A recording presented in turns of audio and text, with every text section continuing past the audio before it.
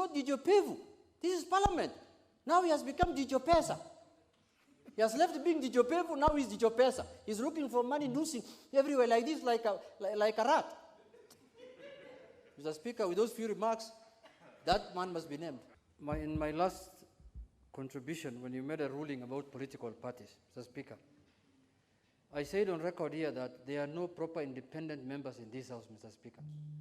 And when I was talking about that matter, I was talking specifically about the same member. Because he came to this House as an independent member, but he has turned out to be more dangerous than even members who are in serious political parties.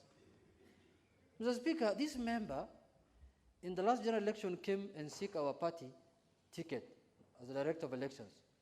And we denied him, Mr. Speaker, because we knew this man can only do best in the street, not in the House, Mr. Speaker. And now we have been vindicated. From the way he's behaving now in town, my party has been vindicated for denying him the ticket, Mr. Speaker. Because we will have given our ticket to the wrong person, Mr. Speaker. Mr. Speaker, the standing orders are very clear.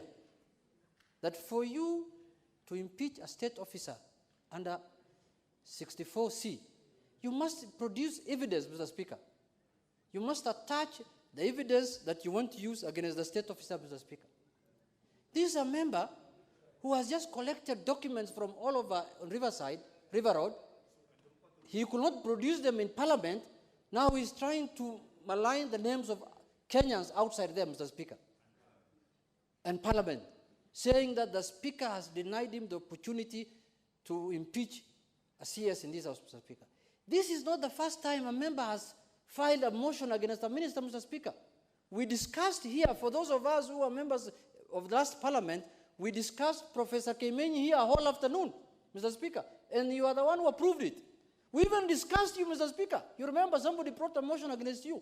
We discussed you a whole afternoon here, Mr. Speaker. That is how transparent this Parliament is, Mr. Speaker.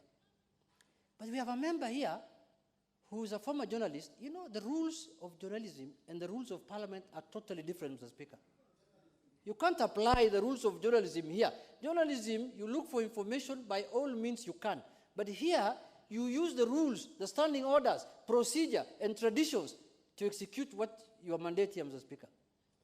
Mr. Speaker, this member qualifies to be taken back to an induction course. Because he doesn't look like somebody who has understood how Parliament operates.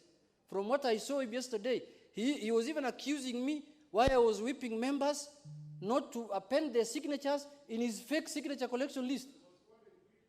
He was standing in front of the gate here, telling people that this is a circle for Lord. He was not even telling them that this is an impeachment motion, Mr. Speaker. That is how untruthful he was, Mr. Speaker.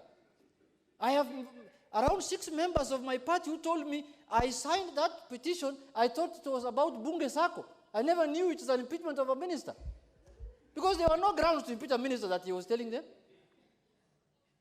No, honestly, Mr. Speaker, the members are here, they can speak for themselves. Mr. Speaker, we cannot allow a member to impute improper motives in this House. This is a House of dignity. This is a House that is respected. If he feels that he cannot survive in this House under the rules, Mr. Speaker, he has no option but to get out. Lastly, Mr. Speaker, if you look at the other day, I don't know whether to share this with the members. I went and visited the Speaker in his office. I saw him bringing some documents there. Some of them were Court of Appeal judgments. Now, judgments that have been made, what has Parliament got to do with it? So you go appeal to the Supreme Court. Mr. Speaker, I want to tell you that your ruling was timely. Your ruling defended the Constitution and the statutes and the standing order, and we have no apologies to make. And I want you to agree with my minority leader that this member must be named.